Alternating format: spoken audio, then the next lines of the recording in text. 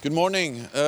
NATO Defence Ministers will meet today and tomorrow, facing critical challenges for European security. And we have heard the signs from Moscow about readiness to continue diplomatic efforts. But so far, we have not seen any de-escalation on the ground.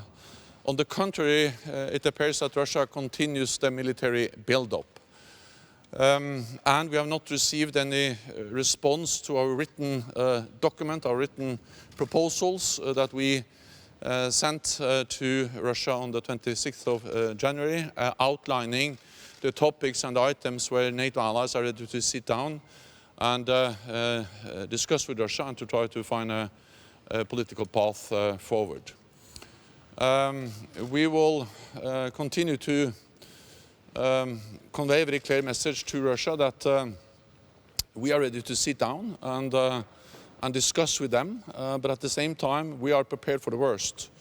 And if Russia once again invades Ukraine, they will pay a high price, and we will continue to expose Russia's plans and actions to make it harder for them to conduct aggressive actions against Ukraine. But we really hope that Russia will engage in meaningful dialogue and choose diplomacy instead of confrontation. And we are ready to sit down and find a political solution. Okay, we'll go to BBC.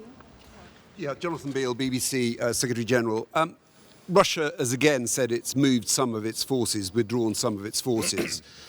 Are you essentially saying you do not believe them? And the second question is, you have expressed grounds for cautious optimism on the diplomatic track. Given that the situation on the ground doesn't seem to have changed, why do you have that optimism? I think the message and the signs we heard from Moscow yesterday provides some grounds for cautious optimism, because that was a message about diplomacy, and we have been ready for diplomatic efforts, talks with Russia throughout this crisis, and we have stated that again and again, and we have conveyed our proposals to Russia in written, and we are waiting for their response. But at the same time, we have not seen any withdrawal of Russian forces. And of course, that contradicts the message of real diplomatic efforts. So it remains to be seen whether there is a Russian withdrawal. We are, of course, monitoring very closely what Russia does in and around Ukraine. What we see is that they have increased the number of troops and more troops are on their way. So far, no de-escalation, but of course we hear also the messages about diplomacy, and we are ready to engage in diplomatic efforts with Russia. Let me just add that this ministerial will of course focus on the critical security situation in Europe, but we will also have other meetings. We will meet with our partners from Ukraine and Georgia, and again that will be a platform to address the importance of sovereignty, territorial integrity of all countries in Europe, including Georgia and Ukraine. We will meet with our close partners, Sweden, Finland and the European Union, and I will also today share a regular meeting of the NATO Nuclear Planning Group. Mr. Stoltenberg, Mr. Scholz yesterday has said that Ukraine won't be a member of NATO when he is still in office or when Mr. Putin is still in office. So actually he says it's not on the table for a longer future. Do you agree? Is NATO membership for Ukraine not on the table for, let's say, the next decade or so? So my message is that this is for 30 allies to decide. Russia is not deciding who is going to be a member of NATO or not. And this is a matter of principle that all allies have stated clearly again and again. And this is about respecting the right of every nation in Europe to choose their own path, whether they want to belong to an organization as NATO or whether they don't want to belong to NATO. Finland and Sweden, close partners of NATO, not applying for membership, but they have also stated very clearly that, of course, NATO cannot sign a legally binding agreement with Russia where we say that there will be no further enlargement of NATO.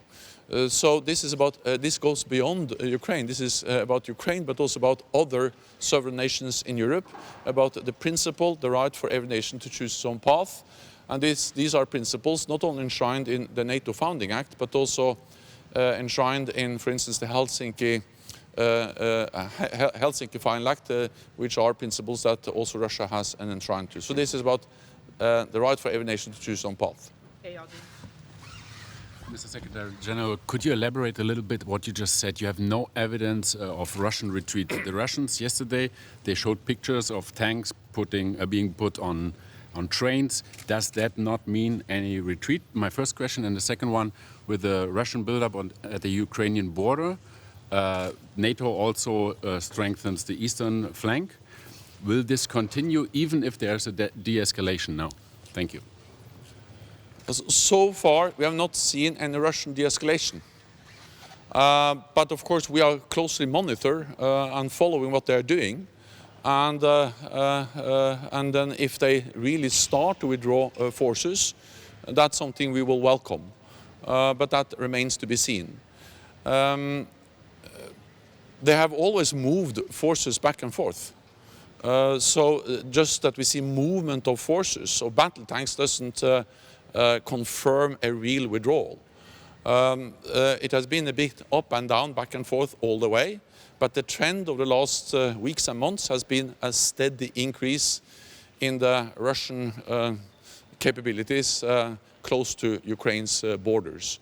So Russia retains the capability of a full-fledged invasion of Ukraine without any warning time. Yeah. Are you concerned that this diplomatic opening could be a tactical ploy for Russia to buy time to continue building up troops? So I think we should be careful speculating. What we see is a very strong Russian military presence at the border of Ukraine. But we also see a message from Moscow that they will give diplomacy a chance. And then we are ready to meet them to talk, to find a diplomatic solution, but we're also prepared for the worst. So we work hard for the best, a peaceful political solution, but we are prepared for the worst, that Russia once again invades Ukraine. Yeah, just to clarify the numbers, because last night President Biden said we're seeing 150,000 troops. You're talking about 100,000. There's a huge difference. Which number is the right one? Well, I have talked about well over 100,000, but there's been a steady increase. So we are seeing that it goes up and up and up, and it continues to increase. So I think that the most important thing now is to closely monitor what Russia does, and we really call on them to do what they say, and that is to de-escalate, to withdraw forces. And that will be the best contribution to reduce tensions and to avoid any conflict in Europe. We are monitoring closely what they are doing, and of course, what we have seen several times over the last months is that they move in with a high number of troops and heavy equipment. Then they take most of the troops out again, but the equipment stays. Then they can very easily and very quickly send the personnel back again, and then they're up with all the capabilities in place. So what we need to see is a real withdrawal of forces, which is lasting and real, and not that they move troops around. But again, we are monitoring. We really hope that they will withdraw forces, and that will be the best contribution to a political solution. And we believe there is some reason for cautious optimism, because they have stated so clearly, at least stated that they're ready for a diplomatic solution. Thank you very much. We'll see you later. Thank you. Thank you.